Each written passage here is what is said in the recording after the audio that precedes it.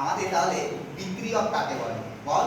রাসায়নিক বিক্রিয়ায় যেসব পদার্থ অংশগ্রহণ করে এবং যেসব পদার্থ অণু রাসায়নিক পরিবর্তন ঘটে সম্পূর্ণ ভিন্ন ধর্মের অন্য পদার্থ উৎপন্ন হয় তাকে বিক্রিয়ক বলে। বিক্রিয়ক বলে। যদি আমরা বলি বিক্রিয়ক কি আমরা বিক্রিয়ক এবং বিক্রিয়াজক। তাহলে আমাদের এখানে বিক্রিয়ককে ধর যদি আমরা কি আছে এর মধ্যে বেকিং সোডা দিয়েছি, বেকিং সোডার সঙ্গে NaCl যুক্ত করে তাহলে কি উৎপন্ন হবে?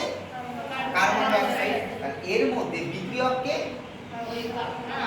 বিক্রিয়ক হলো NaCl জল আর হলো কি বেকিং সোডা বা বেকিং পাউডার। বুঝতে পারলি? এবার দেখ কি উৎপন্ন হবে? Carbon die oxide. যদি আমরা বেকিং সোডাকে কি করে দিই, জল দিয়ে মিশিয়ে দিই তাহলে আলাদা করে আমরা দেখ কি করে কার্বন ডাই অক্সাইড উৎপন্ন হবে। বুঝা গেল?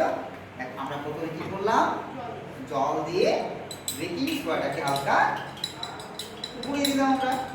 এবার এগুলো কি সব কি বিক্রিয়ক। বোঝা গেছে? এগুলো কি করে দুটো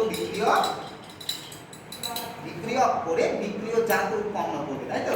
তাহলে বিক্রিয়া তো কি ভালো লক্ষ্য করবি, এটা এখন ভালো করে লক্ষ্য করবি। কার্বন ডাই অক্সাইড উৎপন্ন হবে। বোঝা গেছে?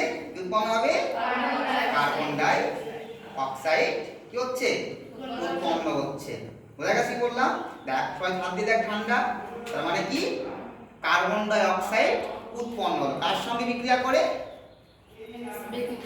বেকিং সোডা সঙ্গে জল এবং তার সঙ্গে কি NaCl যুক্ত করে কি উৎপন্ন হলো? Carbon die oxide. বোঝা গেছে কি বললাম আমি? সব মিলে কি হলো? একটা রাসায়নিক বিক্রিয়া। ক্লিয়ার?